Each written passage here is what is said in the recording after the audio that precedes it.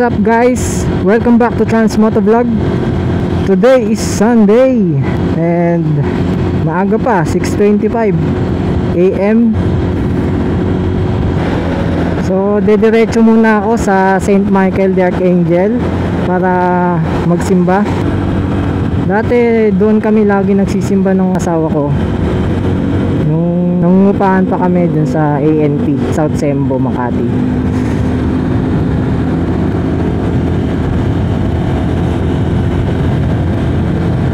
Let's go to the church.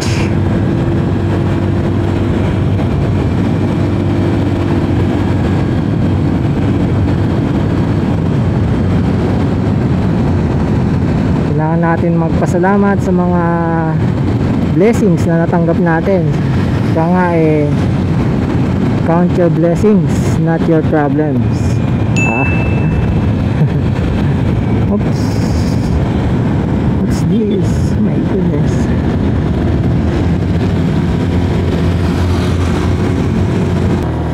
And 6:30 na.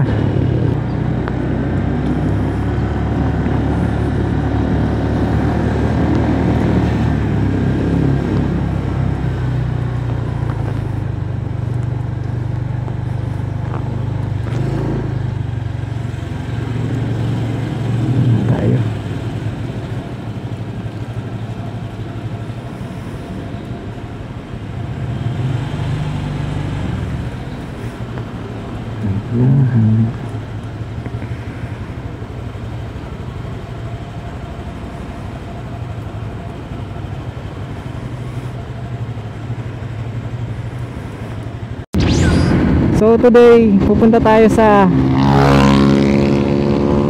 Transcycle Tanay para magpa-change oil. Yan, third time na ng change oil ni Trans. Tignan nyo naman, 2,200 na bago mapa-change oil. Yung una 500, pangalawa yung 1,000, tapos yung ngayon pangatlo 2,200. My goodness, medyo na late yung pangatlo kasi naggipit ngayon ay umaambon, lintik. Ano ba yan? Nakalabas pa naman yung cellphone ko. Wait lang, hindi muna ako.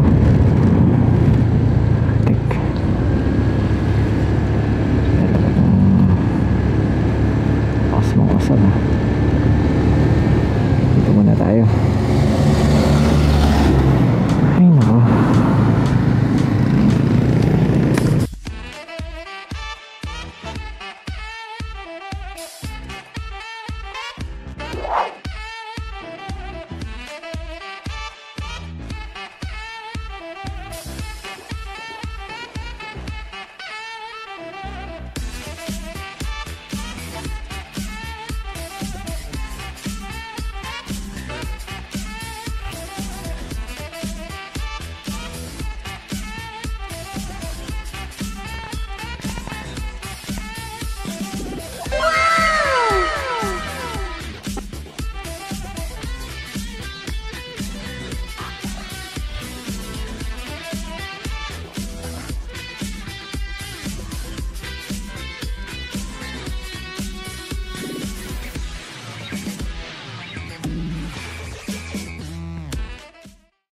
Okay, tapos na tayo magpa-change oil.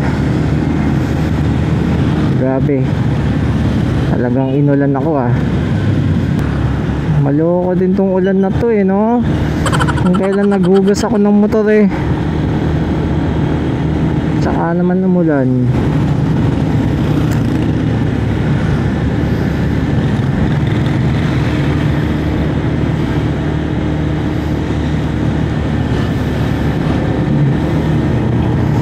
Bago ako umuwi, pupunta muna ako sa Mercury. May bibiliin lang ako. So ang gear oil pala, sabi ng mekaniko pagbalik ko 3,500 kilometers na to, pwede na tayo mag change gear oil.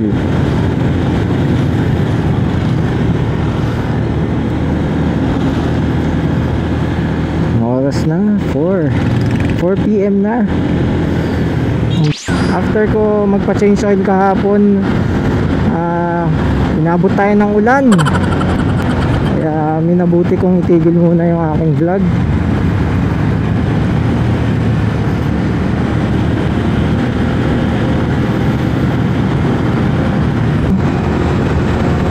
Ibigay mo na ang aming Christmas bonus. Ang tatimante.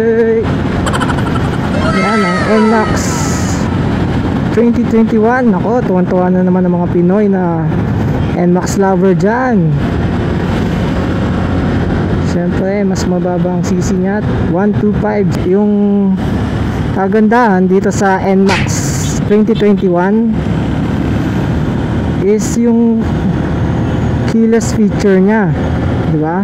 125cc merong keyless, unlike dito sa Honda Click, yung 150 lang yung merong keyless. Kung gusto mo palagyan ng keyless feature yung 125cc,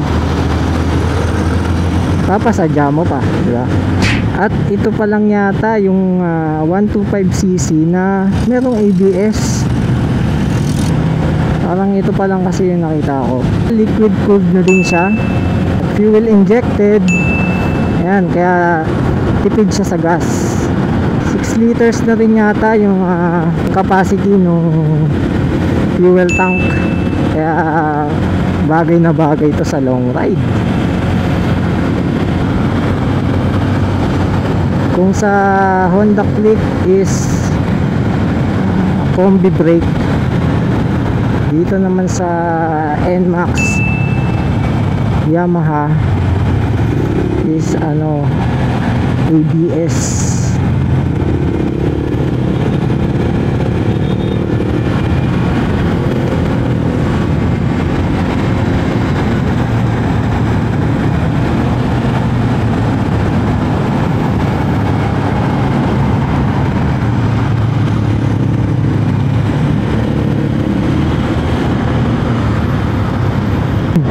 Sa presyo ng NMAX 2021, yung 125 nila,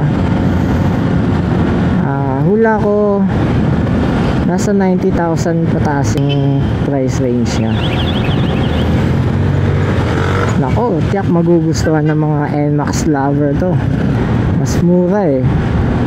Kasi diba, tayo mga Pinoy, mas preferred natin yung mas mura, tsaka kung saan makakatipid tayo.